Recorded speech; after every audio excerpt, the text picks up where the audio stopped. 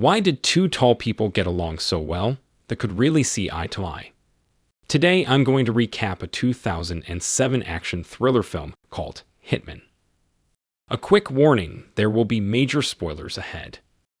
The movie begins with a group of young boys receiving tattoos of barcodes and being instructed how to utilize firearms and hand-to-hand combat by some men observing, directing, and coordinating the training so that these boys can grow up to become professional hitmen for hire and raised by the very same organization that employs them.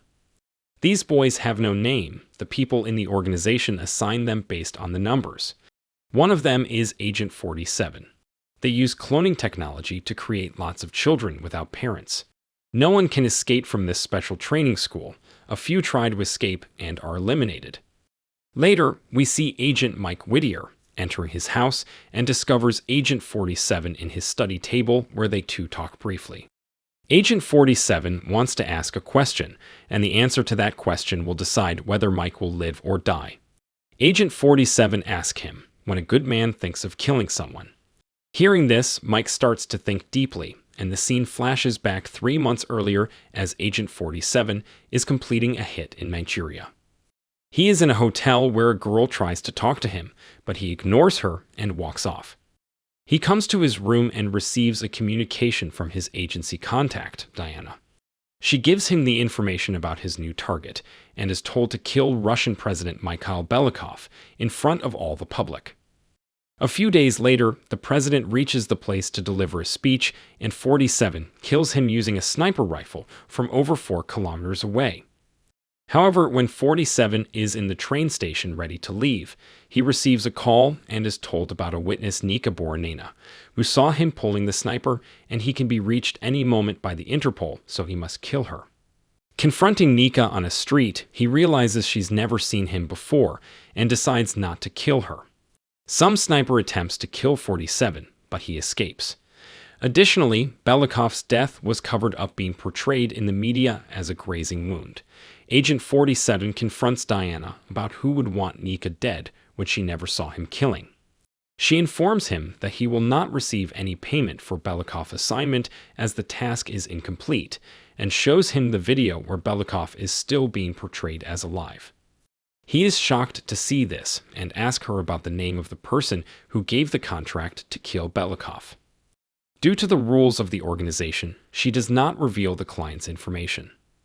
Outside, Mike Whittier and his partner have been tipped off that Agent 47 is in the hotel. They encounter the FSB, led by Yuri Marklov. Mike tells him he has no idea who he is messing with. Yuri ignores him and sends in an emergency response team to capture Agent 47. Diana calls Agent 47 directly and informs him that it was Belicoff himself who ordered the hit. The troops attack and a hotel battle ensues. 47 kills all the troops and successfully escapes. However, the agency he works for has dispatched assassins to kill him for failing his mission. Mike and his partners investigate the room and find a box filled with many gadgets. Mike steals a gadget from the box and keeps it without anyone noticing him. 47 reaches Nika's room and kidnaps her and takes her to a safe place and questions her. She tells him Belicoff has his body doubles, and he may have killed one of Belicoff's body doubles. After listening to Nika, he understands that Belicoff's double is the one who gave him a contract to kill the president so that he can take the president's place. 47 also understands that Belicoff's double is the one who tried to kill him and Nika both, and informed Mike and the cops about his location. Mike gets to know that all the airport flights have been canceled so that Agent 47 could not escape. Mike reaches the railway station. 47 and Nika try to leave by the train but are intercepted by the agency's assassins. He kills the assassin who tried to assassinate him earlier, and he gets into a fight with 3 of his own doubles who are here to kill him, but they get confused and attack each other. Agent 47 defeats them, along with Mike Whittier and his partner, and escapes with Nika. After the incident, Yuri with his team reaches there. Yuri threatens Mike and tells him to stay away from this case, but he ignores him and leaves. Next morning, Nika tells 47 about her personal life, about her being a prostitute, and about her failed attempts to escape from Belicoff. Mike is hearing all the conversations of Yuri and Belicoff with a microphone. He had put that microphone in Yuri's collar when Yuri comes to warn him. He gets to know that Belicoff ordered Yuri to kill Agent 47 and Nika. 47 arranges a meeting with Agent Smith, later to be revealed as a member of the CIA. Smith reveals to 47 that Belicoff's opponents ordered the hit on the real Belicoff and replaced him with a double who is loyal to them. 47 then offers Smith a deal. If Smith helps him during some unrevealed time in the future, he will kill Belicoff's brother Udre, a slave trafficker and arms dealer. Smith accepts the deal and tells him that a German dealer, Mr. Price, is coming to meet Udre, and Udre has never seen him before. Agent 47 and Nika travel to Turkey. They check the hotel room where Price is going to stay. Mike, on the other hand, learns of Belicoff's double. During the night, he takes Nika to the same hotel. As Price goes to the washroom, Agent 47 chases him and kills him and his bodyguards. Then he meets Udre as Price, but soon Udre finds out that the man sitting in front of him is not Price. But even after this, Udre starts talking to her about the weapons. During conversation, Udre gets angry and shoots at Agent 47. He fights back and kills everyone in the blink of an eye. Mike, on the other hand, starts checking the box they found in the hotel room.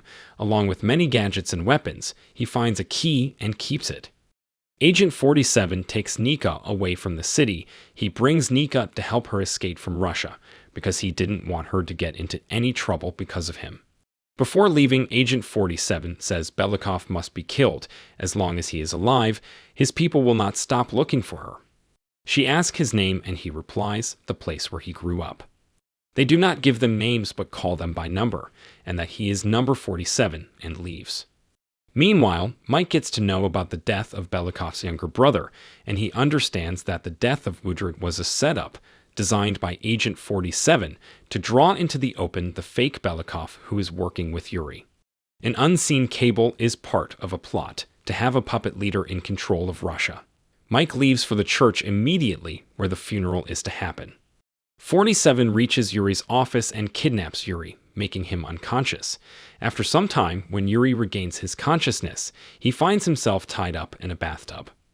47 tells him that the radio in your hand will be on at exactly 2:30 and tells him to have his own FSB agents try to shoot Belicoff as he delivers a eulogy for Udre. Otherwise, a 3,000 ampere current will burn his body. Yuri says he is a middleman and can't help him, but he ignores and leaves. In the church, Mike sees a senior officer who tells him more than hundreds of special forces are present here. Belicoff's double arrives, and we also see a hitman hired by Yuri. Belicoff starts to deliver his speech. Yuri is waiting for the radio to start. As soon as the radio is on, Yuri orders the hitman to kill Belicoff. As the hitman shoots, the bullet strikes the bulletproof glass, and Belicoff survives. Agent 47, disguised as a soldier, manages to kill all of Belicoff's guards and takes him into the Archbishop's chamber in the church. Here, the hitman sent by Yuri attacks 47, and after a long fight, he kills Yuri along with all the security and police. The army also surrounds the church from all sides. An officer tells Mike that Agent 47 made a mistake. There is no way out. Hearing this, he starts to wonder why 47 must have done this.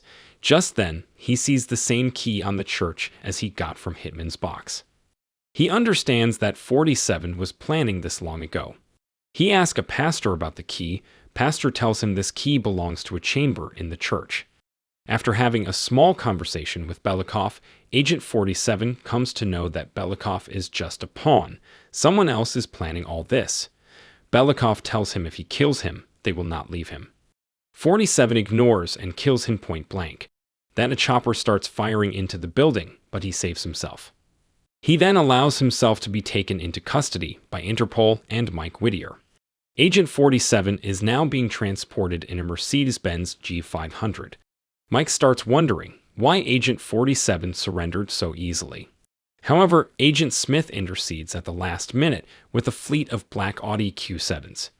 He tells Mike that we have information that you are associated with terrorists and allowing him to escape.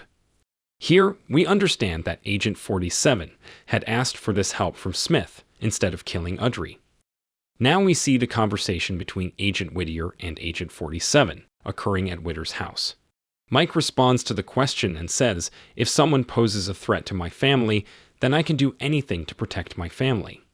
After wrapping up their conversation, Agent 47 reveals the body of Mr. Price, shaved and dressed to look like Agent 47.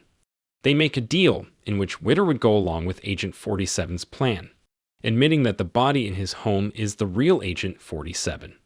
He turns into Whittier and says he hopes to never see Whittier again and leaves.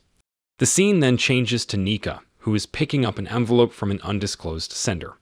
Inside it, there are papers and a message saying she now owns a vineyard. She had told Agent 47 of her childhood dream of having one. Meanwhile, Agent 47 is watching her from afar through the scope of his sniper rifle. He then looks at the corpse of another hitman lying close to him and says, I told you to leave her alone, you should have listened. He then turns back and walks away. If you enjoyed this video, don't be shy to hit the like button, and if you disliked it, hit the dislike button twice, just to be sure. You should watch the whole movie. Thank you very much for watching. Please subscribe for more video like this.